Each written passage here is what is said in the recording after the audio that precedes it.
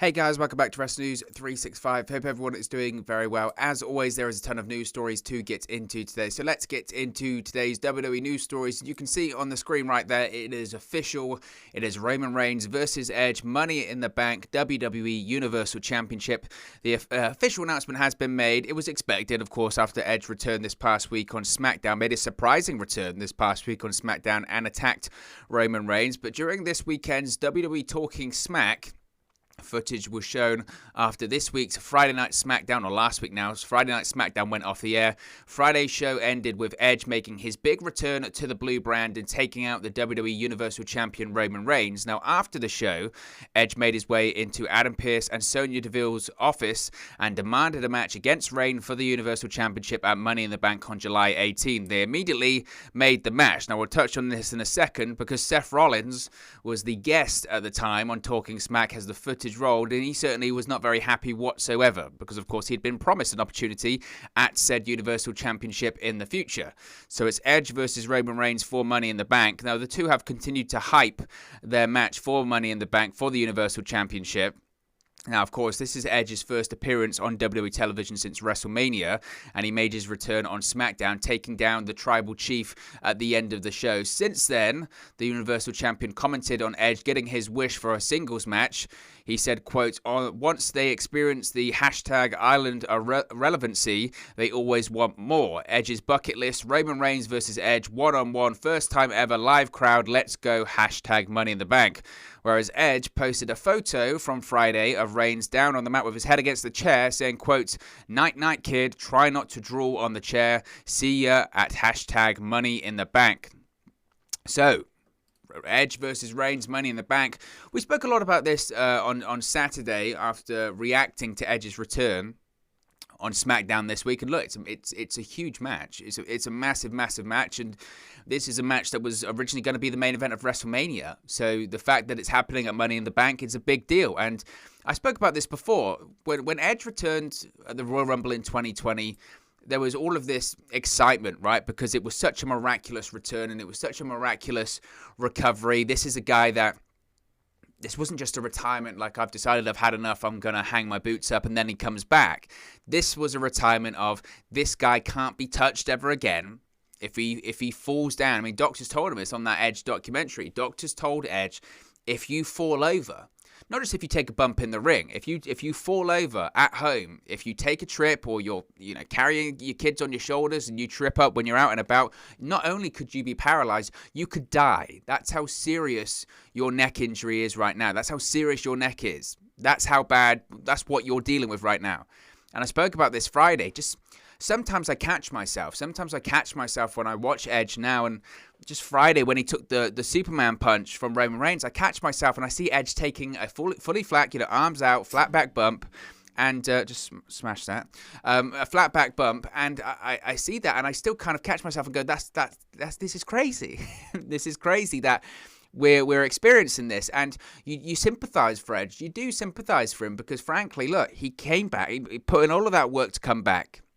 Whether it's speaking to the doctors and then getting back in shape, and because he's a guy in his his late 40s, so it's tough anyway. Given the miles on the clock that he's had, irrespective of his neck injury, he's just been a pro wrestler for the majority of his life. I mean, Edge was injury prone before he even retired because of his neck, whether it was triceps, biceps, pecs, Achilles, you name it. I mean, he's torn it all. And it's just crazy. He puts in all of that work to get back, and then he does get back and has that amazing moment at the Royal Rumble in 2020, has the amazing segment on Raw the following night with Randy Orton, and I think he was on the last Raw before it goes into the Performance Center, wasn't it? That's when he returned and he attacked Randy Orton, and then bang, suddenly pandemic, and he like everyone else is performing at that Performance Center in front of no people, and eventually that turns into NXT Performance Center recruits, that eventually turns into the Thunderdome. But the grand plan and the grand idea he had for his return wasn't what we have had the past 18 months or so because of the pandemic. So I'm sure he's really excited about this. There's no doubt he's excited about this. Yes, would he have liked Roman Reigns versus Edge to happen at WrestleMania? Probably, but when you think about it now, this has probably worked out the best way possible, really.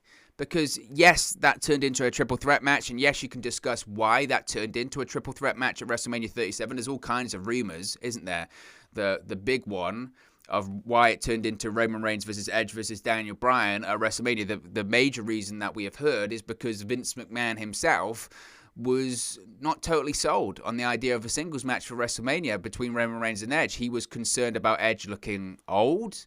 And, this is a guy in his late 40s. He had grey in his beard, grey in his hair. Vince McMahon didn't like that. And he thought that Edge, in his face, he looked old. And the way he was sort of limping around backstage and all that kind of stuff. Because, again, he's beat up. Vince McMahon didn't like that, and then decided that maybe it should become a triple threat match, and maybe that was the right call. It was certainly the match of WrestleMania weekend, certainly the match of WrestleMania, right up there with Sasha Banks and Bianca Belair, and maybe it was the right call. And Daniel Bryan, we don't know what his future is with WWE, and if that's Daniel Bryan's last big hurrah in WWE, which I don't think it is, then good for him. But, again, when Edge returned in 2020, the real exciting thing was Edge versus the current generation. Edge versus the Roman Reigns, Edge versus the Seth Rollins, Edge versus whoever. These guys that Edge has never faced off against before in his career. The dream matches that literally were dream matches because they only lived in the imagination before his return. That's what everyone was really excited about. That's what everyone really wanted to see. And now we are going to see that. And as I mentioned before, maybe it has worked out for the better because now, whilst it would have happened at WrestleMania in the stadium and under the WrestleMania banner, that's great. But that was still a limited capacity. We're now getting to a point where in July, Money in the Bank in Texas, that's going to be a sold-out arena, full capacity. Arguably, the atmosphere will be better than it was at WrestleMania. And yes, it's not WrestleMania, but it's still a big match, and it's still a lot of people, and maybe everything has worked out for the best. And that's certainly the way that I look at it here. I think everything works out for the best here. So there's no doubt that Edge isn't going to win in the same way that he wasn't going to win at WrestleMania. And I think that's almost the one issue, isn't it, with the Roman Reigns matches at the moment, is everyone that Roman Reigns is going to face off against, he's not going to, the opponent's not going to win. Whether it's Edge at Money in the Bank, whether it's John Cena at SummerSlam, whoever Roman Reigns faces off against, they lose. They lose because there are no plans whatsoever for Roman Reigns to drop the Universal Championship right now, as there should be. There really shouldn't be any plans for Roman Reigns to drop the Universal Championship right now. He's just too red hot. He's just too good, and there's no viable alternative. There is nobody on that SmackDown brand right now that you look at and you say, okay, yeah, they could easily take the title off Reigns and they could be the babyface and Reigns could be challenging them, all that kind of stuff. There's nobody. There is absolutely nobody. Obviously, there are names you could try it with, but it's no point trying it with someone else at the expense of what is obviously working right now with Roman Reigns. Personally, myself, I see Roman Reigns holding that Universal Championship until WrestleMania at the least. At the least. And I mean that, at the least, until WrestleMania next year. I could see him holding it far, far longer. If there's nobody that at that point of time in April next year that is, again, a viable alternative to take the championship off Roman Reigns, I don't see why he would drop the championship. So he's not going to drop it to Edge. He's not going to drop it to John Cena at SummerSlam. He's not dropping it anytime soon, and that's just how it's going to work out. So obviously very excited for the match. I think everyone is. Like I said, this is a dream match. People are very excited for this one, but look, there's no doubt that that Edge isn't going to win. But I think it transitions into what is the next story, and that is Seth Rollins. Now, Seth Rollins was furious when he found out the news. We touched on it earlier. Was furious when he found out the news about Edge getting the next opportunity at the Universal Championship at Money in the Bank. Now, following Edge's surprise return and attack on Roman Reigns, he has officially received a rematch opportunity for the Universal Championship against Roman Reigns at Money in the Bank in 3 weeks. Before Edge's return on SmackDown, Seth Rollins, who of course is another top-tier contender on SmackDown, asked for his Universal Championship opportunity after successfully winning 2 big matches against Cesaro. When WWE officials Adam Pearce and Sonya Deville told Rollins they would consider it, it seems that Rollins interpreted their response as a yes instead of a maybe, and certainly interpreted it as a promise instead of a maybe. Now, this week on Talking Smack, before hearing Edge would be getting a championship opportunity ahead of him, the Friday Night Savior justified why he's earned this opportunity to be the next challenger for the Universal Championship and take home the title for the 3rd time in his career. He said, quote, "It was promised to me," Rollins declared. They were inclined to agree. If you've ever had a human conversation, that means yes. So that's a promise, and they're talking to me. Now, after seeing a clip on Talking Smack, Rollins, in disbelief at first, couldn't believe what he just heard. His shocked reaction turned into rage, which turned into an enraged promo on Edge before he stormed off the set and demanded to talk to an official. Rollins had some wrathful things to say towards Edge. He said, quote, no, this can't be. You guys must have misheard that. There's no way. They promised it to me. This is everything I've worked for. I've never been more ready in my entire life. I deserve the opportunity, not Edge. Where has he been? He hasn't been here since WrestleMania. He hasn't done anything. He got his match at WrestleMania. I don't care if it was a triple threat match. That's not my fault. There's got to be something we can do. I don't care what Edge wants. I'm Seth freaking Rollins. This place revolves around me. I've been here every day. I didn't take 6 months off. I've been here every day, busting my ass. I deserve that shot. I deserve that title match. This was brilliant. This was absolutely brilliant. And this, really, I think the WWE kind of put all of their cards on the table here. They basically have shown everyone this is where we're going for the next couple of months. And everything's starting to fall in place. Everything's starting to make sense. Again, those reports came out that the working plan was for Edge versus Rollins at SummerSlam. Now, I don't think anyone expected Edge to come back before then. I think people assumed that Edge would come back in July, maybe on that first live fans edition of SmackDown in July, on July 16th. I think everyone expected that would be the case. And then we would basically, we would get Rollins versus Edge, a segment on that show, and that would build to SummerSlam. That's what we would get, because of course that SmackDown is the go-home edition to Money in the Bank. I think people thought that's what we were going to get. Edge was going to return in July, and that would build to SummerSlam against Rollins. I don't think people thought he was going to come back that early. Now we see again where these plans are falling into place. So obviously Edge is going to face Reigns at Money in the Bank. This has enraged Seth Rollins, Seth Rollins thinks, wait a minute, that opportunity belongs to me. I deserve that opportunity. I was promised that opportunity. He's enraged by it. He somehow, I guess, costs Edge that Universal Championship match at Money in the Bank, whether he gets involved or whether he interferes at some point or whether he just attacks Edge on the following edition of SmackDown. Who knows? He is obviously very upset by this. This then parlays itself into the match at SummerSlam between Edge and Rollins. So I think that's where we're going. And when it comes to Edge, again, I spoke about it before just a minute ago. That's what I wanted. That's what I wanted myself as a fan. That's what I wanted from Edge, is this whole return. I wanted to see Edge against the current generation. I wanted to see Edge versus Roman Reigns, Seth Rollins, Bray Wyatt, the list goes on and on. I wanted to see Edge versus those names. So the fact that we're going to have Edge versus Reigns at Money in the Bank, then Edge versus Rollins at SummerSlam, that's very, very exciting. And it seems like a logical, strategic way to get there. This doesn't seem forced. They're actually doing a bit of, heaven forbid, long-form storytelling here. I mean, long-form for WWE in terms of planning things out a couple months in advance. But look, that makes sense. There is logic there. People will complain because people do. They'll say, oh, it's predictable. They've showed us what they're going to do. But that's not a bad thing. If there's a story that you can believe there and you can see where they're going, that's good. That is a good thing. So I thought Rollins' performance was very good. I thought it was very good on Talking Smack. And again, the one thing you could argue now that obviously the next 3 weeks or so are going to be building to this Edge and Reigns match is, how does Rollins fit into all of that? Does Rollins get involved straight away? Or do we have Rollins get involved somewhere else, whether it is against Cesaro or something like that? Again, do they play that off one more time? I don't know what they'll do with that one. But obviously, as I mentioned, WWE have put their cards firmly on the table when it comes to what they're doing with Rollins, Reigns, and Edge. It's Reigns versus Edge at Money in the Bank. Rollins is already upset by this, so how he gets involved, I don't know, but he will get involved. He then costs Edge the match at Money in the Bank. That then leads into SummerSlam. Then you've got Edge versus Rollins at SummerSlam, whilst on the same card, you've also got Reigns versus John Cena, possibly Bobby Lashley, maybe Brock Lesnar. That looks unlikely now, but some really big matches planned, some really big matches and some really exciting matches planned for SummerSlam. So August is just going to be massive, massive for WWE, and I, for one, can't wait. Very, very exciting. This is a really interesting story. Vince McMahon, you never see him really outside of the WWE environment, right? You never see him outside of WWE environment. You certainly never see him outside of his suit or anything like that. Just whenever you see him in normal clothes, like I think back to the Last Ride documentary with The Undertaker last year, and there was a couple of instances where The Undertaker's meeting with Vince McMahon at WWE HQ, and I think Vince McMahon's just coming from the gym or something like that.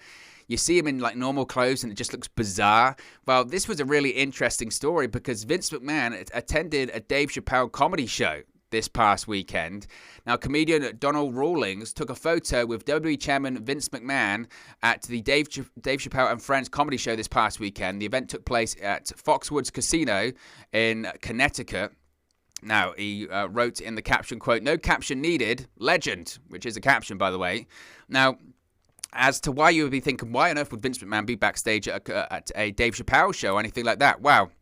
Last May, on WWE's The Bump, former WWE star JTG noted that Vince McMahon was a big fan of Dave Chappelle's work. JTG, easy for me to say, said the creation of Crime Time had a lot to do with Vince's enjoyment of Chappelle's show. He said, quote, when we first came out, the reasons that we were brought out was because Vince McMahon loved Dave Chappelle show. We were doing a lot of those types of skits. We did those skits and we had great chemistry on screen because we were friends. We knew each other without speaking. That was the relationship that Shad and I had. Sometimes we could look at each other and we'd be in a situation, we'd look at each other and knew what each other was thinking. We'd make eye contact and burst out laughing because sometimes I knew what he was thinking. Now, McMahon's most recent appearance, of course, was at WrestleMania this past April. Before I move on, I will say, because I've seen some people have said a lot of things about this picture, and I think I'd be being slightly disingenuous if I didn't mention this. Yeah, you can definitely make comments about Vince McMahon's face. I think you can. I think that's fair to say. Look, Vince McMahon is in his 70s. Okay, he's in his 70s, and I mean, physically, the guy looks great. The guy looks great for being in 70s. The guy's in, unbelievable shape. Unbelievable shape. And I wish that physically I looked that good now, let alone when I'm in my 70s. So the guy's insane. There's no doubt about that. His work ethic is nuts. I think that's been widely documented, and and then I get it. Physically, he looks great. You could make some comments, and I know some comments were made last year when he appeared at Survivor Series, and that was The Undertaker's retirement, and he appeared there. And when he appeared at WrestleMania this year, certainly Vince McMahon's face has changed. I think that's fair to say. I don't know if I have to put an alleged in there. Maybe allegedly he has had some stuff done. I don't know. Certainly, again, if I was to give him advice, I would say maybe slow down, Vince, on that, but who am I to say, right? Who am I to say? The guy's a billionaire. He's in his 70s. He's living his best life. He's still doing everything in that company to this day, and he's still finding the time to go to a Chappelle show. So, hey, good for him. Good for him. I'm not gonna bash on him too much or anything like that. Some interesting news when it comes to the Diamond Mine. Obviously, a lot of talents were released this past week, and it's just another example of how quickly things change in WWE, certainly creatively, because two recently released NXT talents were in NXT's creative plans. Now, according to Fightful Select, which of course is their Patreon service, be sure to check that out, both Arturo Ruas and Marina Shafir were planned to be part of the Diamond Mine faction that debuted on NXT television this past Tuesday. Fightful Select reported that Ruas, a former jiu-jitsu fighter and amateur wrestler who represented Brazil at the 2011 Pan American Games, was scheduled to be one of the original members of the group as late as mid-June. He was instead informed a few days ahead of the stable's debut that he would be left out. Shafir, member of MMA Four Horsewomen with Ronda Rousey, Shayna Baszler, and Jessamine Duke, was also pegged to be a female enforcer for the group, especially considering that Roderick Strong, her husband, seems to be the leader of the group. But prior to her release, she was still expected to join Diamond Mine at a later date. Instead, both Ruas and Shafir were released from WWE this past Friday, along with a plethora of other names. Now, there's no word yet on if more members will be added to the Diamond Mine faction, which has Malcolm Bivens as the manager. It's got Hideki Suzuki, Tyler Rust, and Roderick Strong. Obviously, as I mentioned, Shafir's husband. Now, Strong's inclusion of the group in the group marked his return to NXT following his resignation in April earlier this year.